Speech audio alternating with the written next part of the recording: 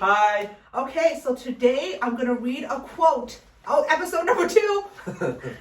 We're going to read a quote and we're going to see how we feel about it. I haven't seen this for a while. Okay, I haven't seen it at all. I don't Yes. know. We'll find out. So, watch your thoughts, for they become words. Choose your words, for they become action. Understand your actions, for they become habits. And study your habits, for they will become your character. And develop your character, for they become your destiny.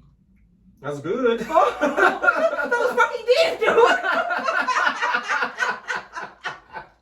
So what do you think about that? Because for me it's great, but the first line is watch your thoughts. Yeah, for me that's the baseline of the entire the quote, and it's the entire baseline for how thoughts turn to things. Oh, Yeah. thoughts turn into things. things. We're gonna talk about thoughts turn into Yeah, look things. for the evidence. And for me, the word that comes to me is momentum. Oh, Because that builds on that, builds on that, builds on that, and then Yep. that becomes your life. yep. And if you're not aware of it, if you're not conscious of it, it becomes your destiny. Oh, thoughts to destiny. That's Thoughts it. to That's destiny. that's what manifesting is. So, I mean, what comes to you?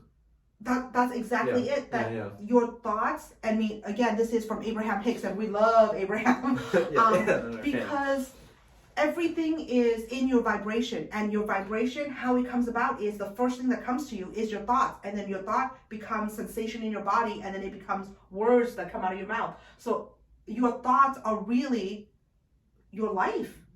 It's your life. Yeah, they're the foundation.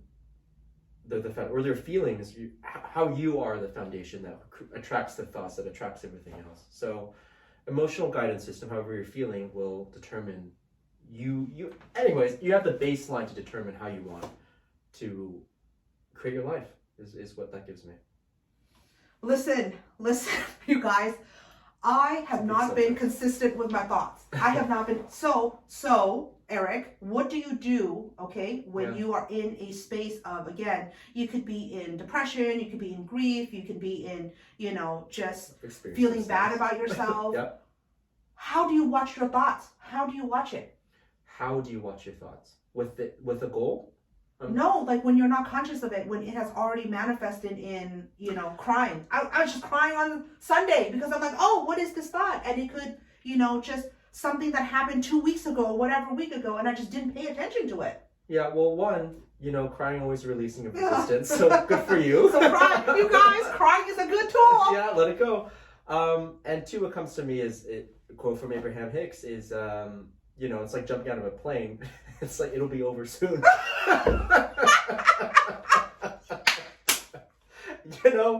Sometimes when the momentum's built to that point, it's like let it go, take a nap, go to bed. In the morning, you have a new starting off point that you can calibrate to something else. What was your question? Oh, you know what? I don't know, but you know what? I love it. I love it when you said it will be over soon, because that's exactly it. Because sometimes you're aware of your thoughts. Sometimes you're not.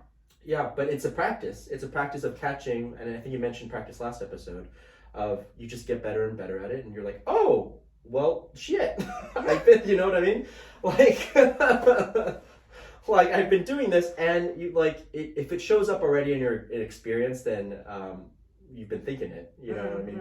So, but you can also get ahead of it. So you can recognize the patterns of how things are showing in your life, but you can also get out ahead of it, and practice consciously what it is that you are going to focus on, because I believe you get more of that. You know what? When you said you can get ahead of it, we're going to be talking about Abraham Hicks and Eckhart Tolle. If you love them, you're going to love us. Yeah. If you don't, go to another YouTube channel. But Eckhart Tolle, he taught me how to get ahead of it, which is you get into the present moment, right? Yeah. You slow down yourself enough where this is practice, because you have to slow down your thought enough, and you have to practice slowing down your thought, because a lot of people just monkey mind where they can't even sit still to meditate. And so you have to go, okay, I'm just going to sit still for 10 seconds, then 20 seconds, then 30 seconds. Or how I learned this is, before you go into the car, just take a deep breath. And then go into the car, and that's it. That is your not mindfulness, but that is your present practice, to practice not having thoughts, and practice just just being versus having thoughts. Anyways, when I just want to add, and having that be your baseline of not identifying with the thoughts per se. And when you're still, you're able to kind of observe the thoughts that go by like clouds instead of I am this thought. And you called it monkey mind. I think it's the perfect way to describe it. But stillness, right? Stillness, you guys. Stillness is called inner peace. Yeah. Inner peace. Yeah. Oh my gosh, now I forgot what we were talking about. That's one of the things. You know what? When I forget what we were talking about, I just let it go because it's going to come back up if it's important. It's true. Yeah. It's true. But now I remember getting ahead of it. Yeah. So how I learned to get ahead of it, well, first, if you're in it, you're in it. And if you're crying, you're crying. If you're feeling bad, you're feeling bad. You could do exactly what Eric says. Go to sleep, take a walk, do some active stuff to slow that momentum. A lot of ways. Yes. So for me to achieve, again, you know, there's beginner, there's intermediate, and there's advanced. And for me, I think of it as advanced when you are able to feel it before it even comes. Meaning, okay, because I practice slowing down enough, I'm like, oh, there's anger that's about to come. And I can feel what's happening before it even comes into my body or before it comes into my thought, because I'm so in tune with what's going on. And for me, that is such a sweet, sweet place to be. And even better, even better is you don't even have that into your vibration or your experience. Yeah. You can catch, Yeah. You're talking about catching it. Yes. And then you have the choice. And sometimes, you know, you can also choose if you want. Oh, yes. Say it. To allow the anger. Yes. To allow whatever it is to come up and to express it. You know, you have that choice. Which isn't, it can be a releasing of sorts, but then there's a difference between unconsciously just doing this thing, right? And not. And so I know that you, Pontiff, will sometimes choose to release. And so why? If you could talk a little bit about like, oh my gosh, like someone might ask like, hey, if you catch it, anger, why do you want to, like, why? Listen, you guys, there's this thing called co-creating, all right? When you co-create an experience, everything is an experience. You are always creating.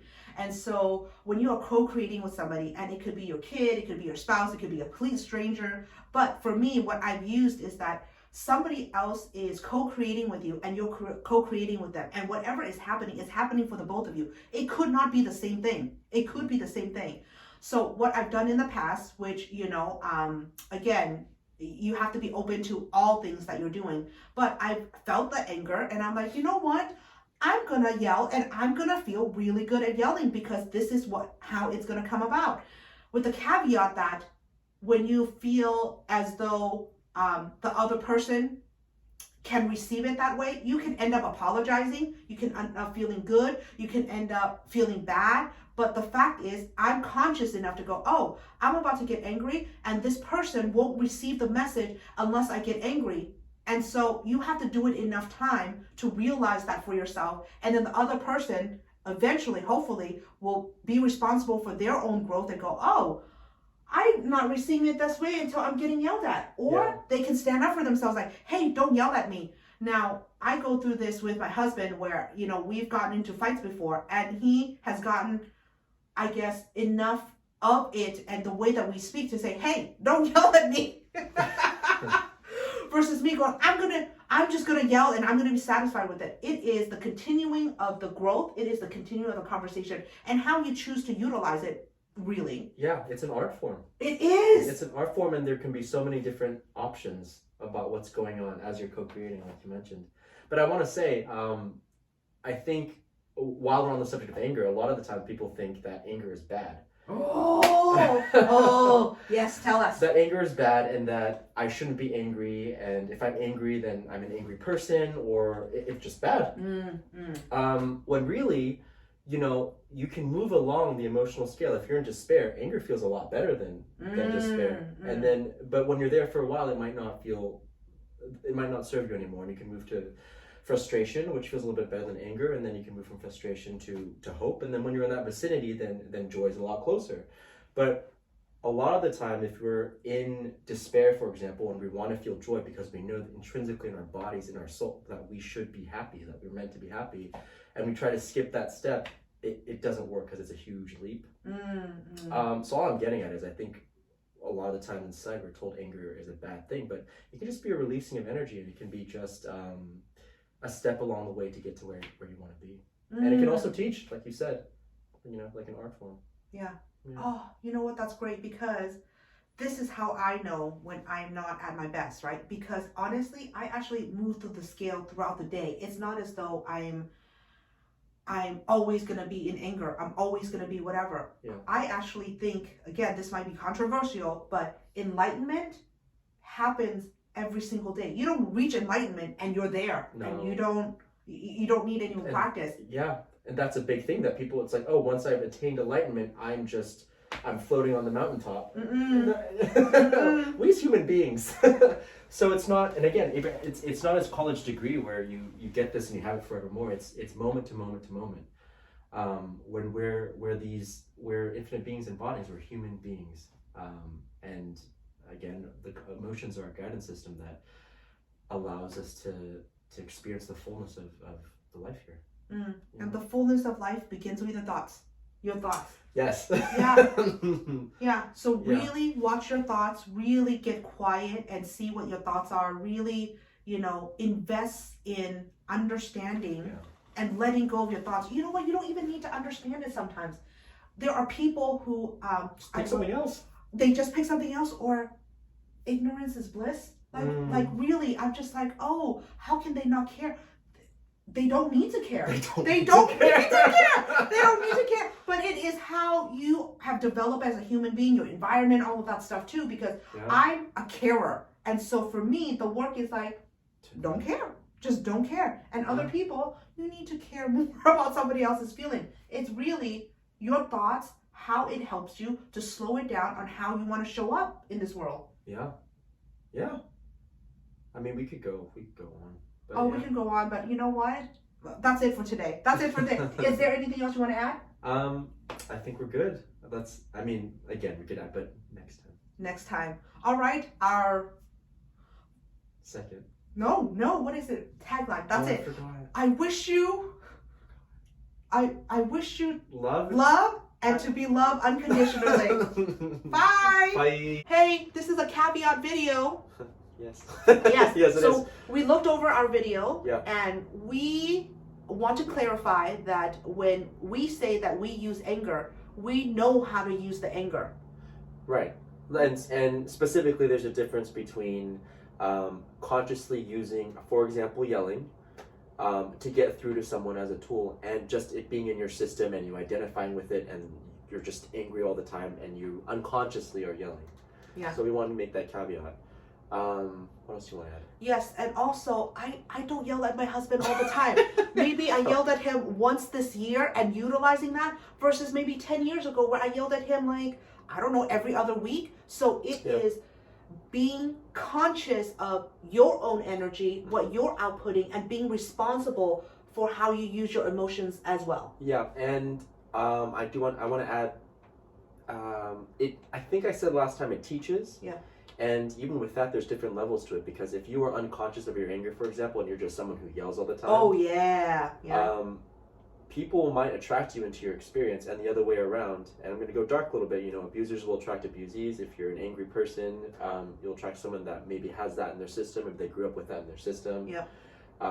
And it teaches on that level, and so that angry person might not be aware that they're, for example, I'm going to use this as a tool and yell at you. They're just an angry person. Oh, yeah. But because through this interaction of attraction, which is how we're all attracted to each other, that person that is being yelled at might learn, oh, this is in my system. I'm going to stand up for myself. I'm going to be in my own true power and my light. And that angry person might also learn something from so that's what I want to add, that there's it teaches in that way, and you can also use it as a conscious tool. But again, don't talk about that. Whatever happens is gonna happen, and it's gonna happen in that way. But for us, kids, be nice, and be kind. Yeah. That's it. We just want to clarify. Bye. Bye.